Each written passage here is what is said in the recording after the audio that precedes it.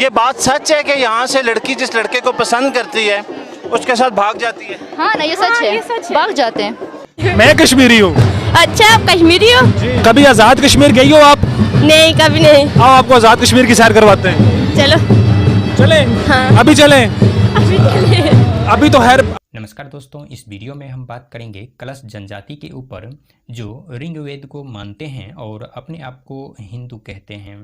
जलवाई नूरी खुदाई तुझसे बढ़कर कौन है, जलवाई नूरी खुदाई तुझसे बढ़कर कौन है, कौन है, कौन है, कौन है, कौन है, शाही करीम अलग। एक बार वे अफगानिस्तान के केंद्र तक हिंदू कुश क्षेत्र के एक महत्वपूर्ण हिस्से में रहते थे। अब वे केवल 3 घाटियों तक सीमित हैं, अर्थात उत्तर पश्चिमी पाकिस्तान में खैबर पख्तूनख्वा के चित्राल जिले के रंगूर, बम्बोरिट और बरीड तक सीमित हैं।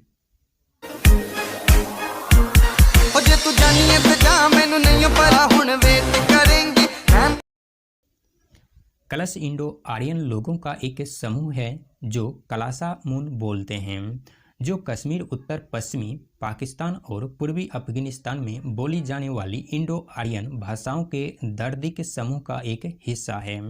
कलश जनजाति प्राचीन हिंदू धर्म के एक रूप का पालन करती है जो विभिन्न देवताओं और आत्माओं को पहचानती है।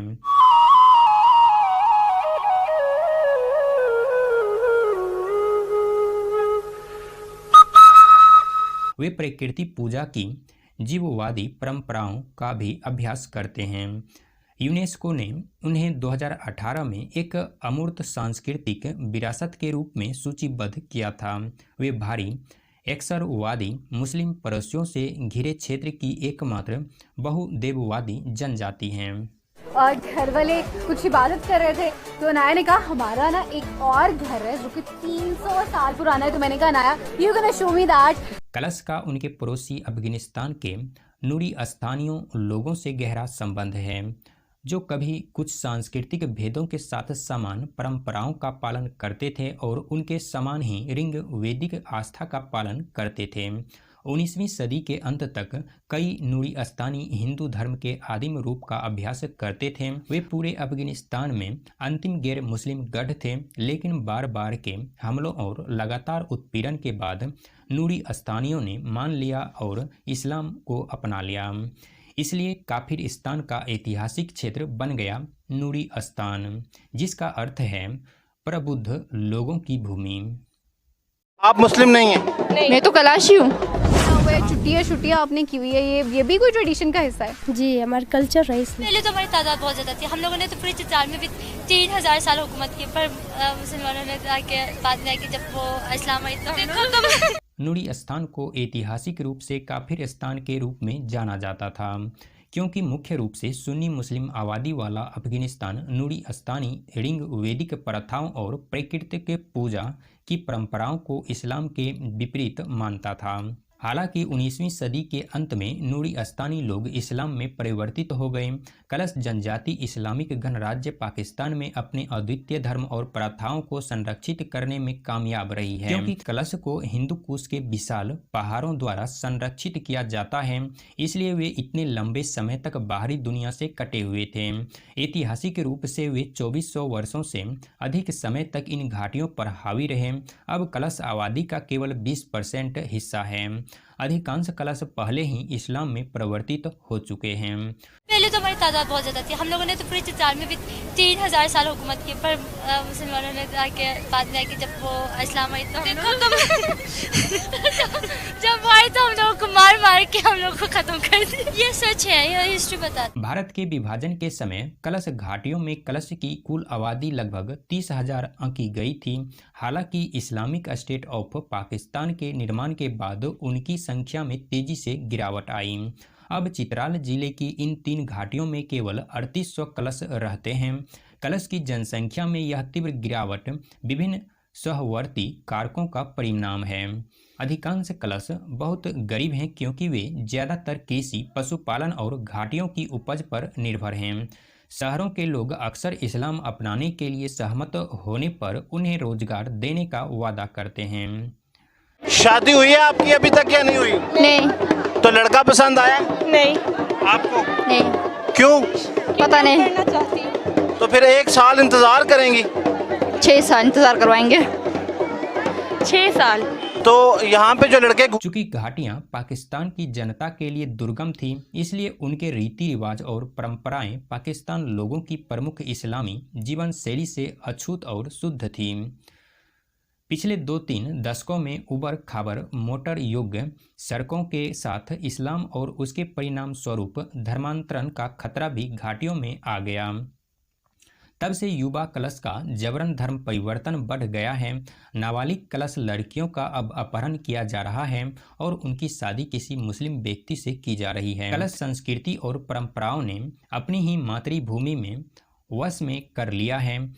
कलश जनजाति को पाकिस्तान के पब्लिक स्कूलों में शिक्षा दी जाती है। कलश की युवा पीढ़ी को स्कूलों और कॉलेजों में धर्मांतरित किया जाता है क्योंकि वे अपनी संस्कृति से दूर होते जा रहे हैं। इस्लामिक संस्कृति से निकटता के कारण कलश को अपनी जीवन शैली में अपूरणीय बदलाव का सामना करना पड़ रहा है। नतीजतन युवा और भरोसेमंद कलश को परिवर्तित करना आसान हो जाता है। अच्छा तो ठीक है, आती हूँ। आएंगी? हाँ। कोई भी कैलाश जाए, लड़का लड़की को पसंद करे, लड़की लड़के को पसंद करती है और वो वहां से भाग के शादी कर लेते हैं। सच है? नहीं, ये तो सच नहीं। क्या कुछ बुजुर्ग कलश तेजी से हो रही रूपांतरण दर से चिंतित हैं क्योंकि उनकी अनूठी प्रथाएं अब विलुप्त होने के कगार पर हैं। इसलिए कुछ कलश ने इस्लामी हमले से अपनी सदियों पुरानी संस्कृति और धर्म को संरक्षित करने की जिम्मेदारी लेने का फैसला किया है। गंभीर धमकियों और उत्पीड़न का सामना करने के बावजूद वे अपने जीवन का भरपूर जश्न मनाते हैं। त्योहारों के दौरान कलश महिलाएं और पुरुष एक साथ नृत्य करते हैं और गाते हैं। उनकी संस्कृति इतनी जीवंत और विशिष्ट रूप से लोकप्रिय है। त्योहारों के दौरान कोई भी लड़की किसी भी लड़के से अपने प्यार का इजहार कर सकती है। एक लड़की किसी भी पुरुष के साथ भाग सकती है, फिर भी समाज इसका विरोध नहीं करता क्योंकि त्योहार के दौरान भागना अक्सर प्रचलित एक प्रथा बन गई है और कलश द्वारा व्यापक रूप से स्वीकार की जाती है। कलश महिलाएं अपनी इच्छा अनुसार अपने पति को तलाक भी दे सकती है। उनका उदार और प्रगतिशील समाज रूढ़िवादी इस्लाम समाज के विपरीत है जो महिलाओं के व्यवहार और उनके कुछ अधिकारों को नियंत्रित करता है। हालांकि कलश पुरुषों ने लंबे समय से सलवार कमीज की पाकिस्तानी पोशाक को अपनाया है। महिलाएं अभी भी अपने रंगीन पारंपरिक पोशाक से जुड़ी हुई हैं। उनकी पोशाक में एक आकर्षक हेड ड्रेस, एक जटिल कढ़ाई वाली लंबी काली पोशाक और विभिन्न मनके हार शामिल हैं। कलश महिलाएं द्वारा पहने जाने वाले पारंपरिक परिधानों के कारण भी उन्हें उत्तर पश्चिम पाकिस्तान में काले काफिर के रूप में जाना जाता है। आप मुस्लिम नहीं हैं? मैं तो कलाशी हूँ। सी लेडी रन करिए, मुझे तो यंग भी नहीं कहना चाहिए क्योंकि मुझे बच्ची लग रही है। सबसे पहले तो मुझे आप अपनी एज बताएंगे। What's your age? 16 साल की हैं आप? That is so amazing. 16 साल की हैं और इस शौक को चला रही है। नाम क्या आपका? अनाया। प्रत्येक कलश गांव से दूर एक इमारत बसाली में जन्म लेता है। इस इमारत में मासिक अवस्था के साथ साथ महिलाओं को भी रहने की सुविधा दी जाती है। पश्चिमी लोग इसे एक प्रचार का उत्पीड़न कहते हैं, लेकिन कलश के अनुसार यह महिलाएं को उनके दैनिक कार्यों और पहाड़ी क्षेत्रों के अन्य कठिन कामों से फुर्सत देता है। ब्रिटिश उपन्यासकार रुडयार्ड किपलिंग ने 1888 में the man who would be king कहानी लिखी थी। उन्होंने एक परिकल्पना प्रस्तुत की थी। कलश जनजाति की वंशावली ग्रीक है और उन्होंने इसका पता सिकंदर के सैनिक से लगाया जो युद्ध के बाद हिंदू कुश क्षेत्र में रुके थे। हाई डस्पेस नदी पर जो 326 ईसा पूर्व में राजा पोरस के खिलाफ लड़ी गई थी। कलश की कुछ प्रथाएं भी रीति रिवाज प्राचीन यूनानी लोगों की परंपराओं से मेल खाते हैं। जनजाति का यह भी दावा है कि अलेक्जेंडर सैनिकों के वंशज हैं। कई मानव विज्ञानी और पुरातत्ववेत्ता इस सिद्धांत पर विश्वास करते थे, लेकिन चित्राल के पास हाल ही की खुदाई के बाद उन्होंने राय दी कि कलश भारत के अलेक्जेंडर अभियान से पहले हिंदू कुश क्षेत्र में निवास कर रहे हैं। इसके अलावा हालिया डीएनए परीक्षण ने यूनानी सैनिकों के साथ कलश के संबंध को खारिज कर दिया। कासिम अयूब, मासिमो मेजाविला और क्रिस टाइलर स्मिथ द्वारा किए गए एक अध्ययन में उनके दावा किए गए शर्त पर कोई ग्रीक वंश का निशान नहीं मिला है, तो कलश यूरोपीय मूल को अब खारिज कर दिया गया है। इतिहासकार और पुरातत्वविद अब मानते हैं कि कलश का धर्म प्राचीन यूनानी की तुलना में हिंदू धर्म की ऋग्वैदिक प्रथाओं का पालन करता है। उनके कुछ देवता हिंदू देवी देवताओं से अजीब समानता रखते हैं। हिंदू देवता भगवान शिव को कलश जनजाति में महादेव के रूप में जाना जाता है। भगवान इंद्र को इंद्र या वरेंद्र के रूप में जाना जाता है और भगवान यमराज को इमरा के रूप में जाना जाता है। ये सभी ऋग्वैदिक देवता हैं जिनकी आज भी करोड़ों हिंदू पूजा करते हैं। इंद्र सबसे प्रतिष्ठित ऋग्वैदिक देवता हैं। ऋग्वेद के भजनों में सर्वोच्च देवता के रूप में उनका 250 बार उल्लेख किया गया है। इसमें कोई आश्चर्य की बात नहीं है कि वह कलश के प्रमुख देवता भी हैं, क्योंकि चौमास उनका सबसे महत्वपूर्ण त्यौहार भगवान इंद्र की महिमा करता है। उनके त्यौहार प्राचीन हिंदू धर्म में भगवान इंद्र और भगवान शिव की प्रमुखता के भी संकेतक हैं।